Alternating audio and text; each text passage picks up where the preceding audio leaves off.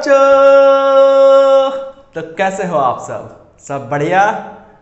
I hope आप सब स्वस्थ हैं, मस्त हैं और व्यस्त हैं अपने अपने जिंदगी में। तो बच्चों, आज हम नया टॉपिक स्टार्ट करने जा रहे हैं। टॉपिक का नाम है पैरामीटराइज्ड कंस्ट्रक्टर। इसके पहले हमने default constructor, non parameterized constructor, इनके ऊपर ऑलरेडी 2 वीडियो में बात कर लिया है।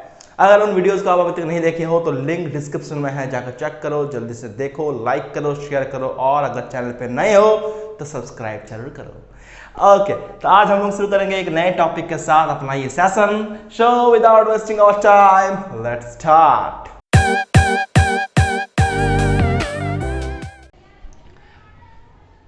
तो पैरामीटराइज्ड कंस्ट्रक्टर बेसिकली क्या होता है कि एक ऐसा कंस्ट्रक्टर जिसमें पैरामीटर लिस्ट होंगे।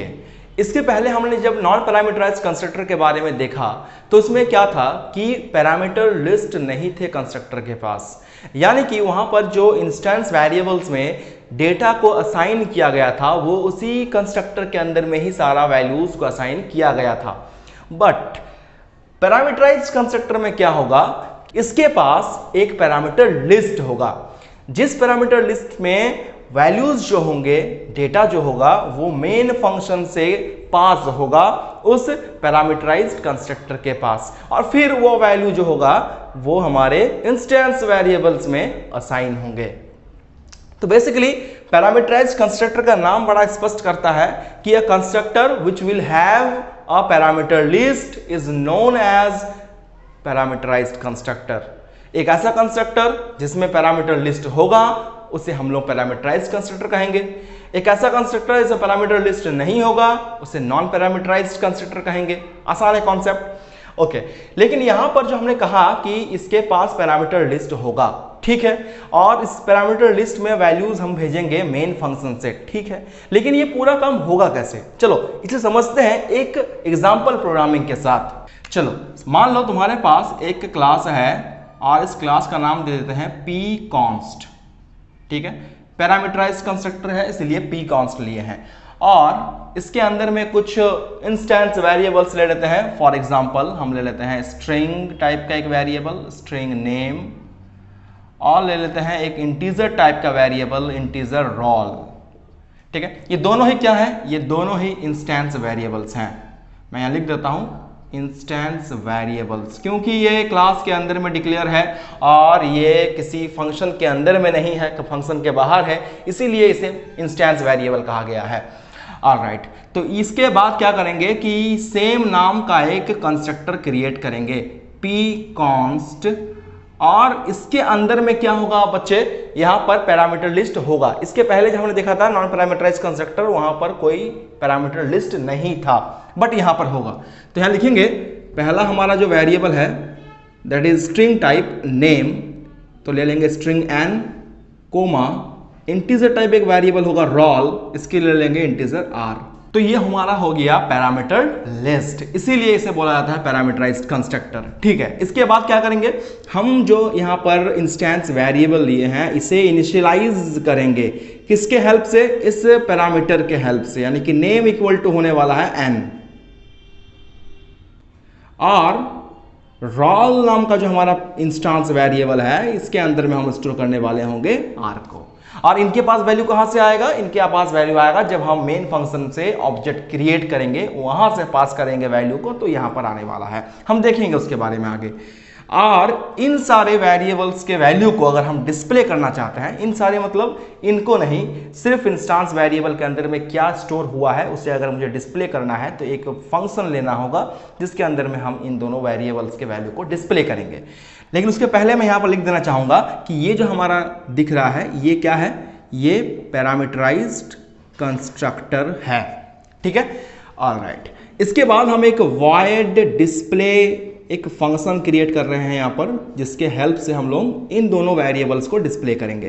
तो लिखेंगे sopln, ठीक है, और name equal to plus name, ये हमारा नेम इक्वल टू जो लिखे हैं ये मैसेज है और ये वेरिएबल है, इसीलिए दोनों को जोड़ने के लिए प्लस का साइन दिया गया है, आपको मालूम है इसके बारे में ऑलरेडी।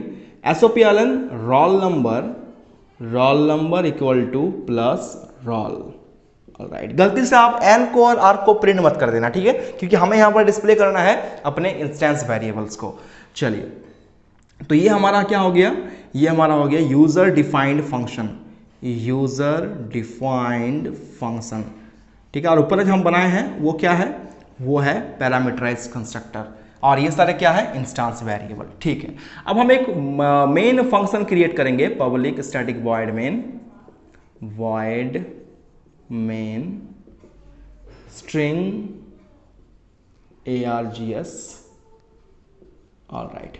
इसके अंदर क्या करेंगे, जो हमारा क्लास है pconst, इसका एक ऑब्जेक्ट क्रिएट कर रहे हैं, pconst ob equal to new pconst।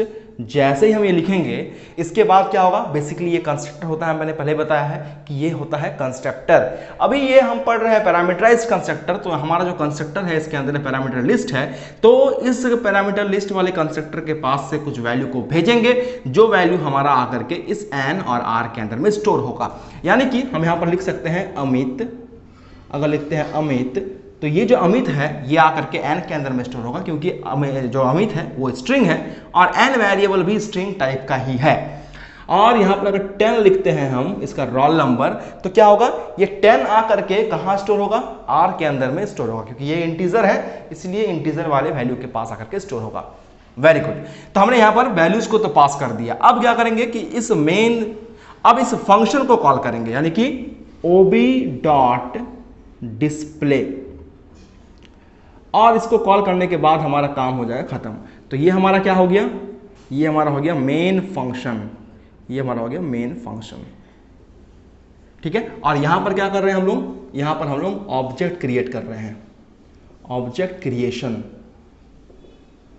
Object create हो रहा है, ठीक है, और वहां से वैल्यूज को पास भी कर रहे हैं, ठीक है। जैसे ही हमारा ये ऑब्जेक्ट क्रिएट हो गया, तो मेरा ये सारा काम ओवर।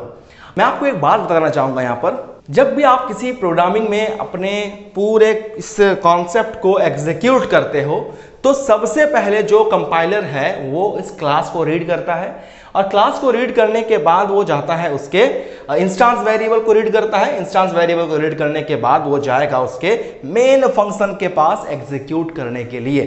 तो जैसे ही हमारा कंट्रोल आएगा मेन फंक्शन के पास, तो यहां पर उसे मिलेगा कि एक ऑब्जेक्ट क्रिएट हो रहा है pconst नाम के क्लास का। ऑब्जेक्ट क्रिएट होने के बाद देख रहा है यहां पर कि कुछ पैरामीटर्स भेजे जा रहे हैं हमारे कंस्ट्रक्टर के पास।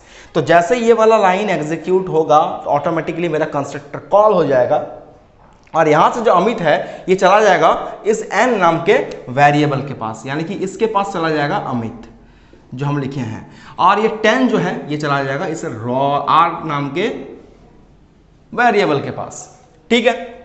इसका मतलब n इक्वल टू हो जाएगा अमित, और यहां पर जो r है इक्वल टू हो जाएगा 10।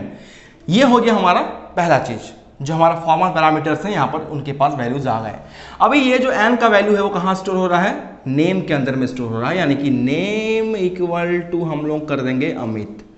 जो वैल्यू मेरा n के अंदर में आया है वही वैल्यू मेरा r के अंदर में जा रहा है।